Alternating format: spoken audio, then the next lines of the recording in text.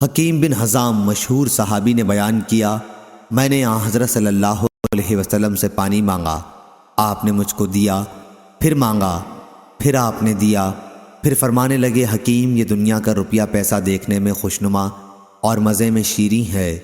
لیکن جو کوئی اس کو سیر چشمی سے لے اس کو برکت ہوتی ہے، اور جو کوئی جان لڑا کر حرص کے ساتھ اس کو لے اس کو برکت نہ ہوگی۔ اس کی مثال ایسی ہے جو کماتا ہے لیکن سیر نہیں ہوتا، اور اوپر والا دینے والا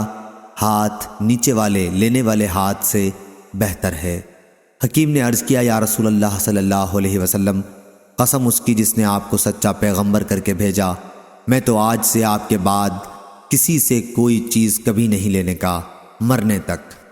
پھر حکیم کا یہ حال رہا کہ ابو بکر صدیق رضی اللہ عنہ ان کا سالانہ وظیفہ دینے کے لیے ان کو بلاتے، وہ اس کے لینے سے انکار کرتے۔ پھر حضرت عمر رضی اللہ عنہ نے بھی اپنی خلافت میں ان کو بلایا ان کا وظیفہ دینے کے لیے، لیکن انہوں نے انکار کیا۔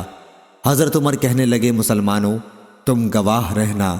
حکیم کو اس کا حق جو لوٹ کے مال میں اللہ نے رکھا ہے دیتا ہوں، وہ نہیں لیتا۔ غرض حکیم نے حضرت صلی اللہ علیہ وسلم کے بعد پھر کسی شخص سے کوئی چیز قبول نہیں کی، اپنا وظیفہ بھی بیت المال میں سے نہ لیا، یہاں تک کہ ان کی وفات ہو گئی، اللہ ان پر رحم کرے۔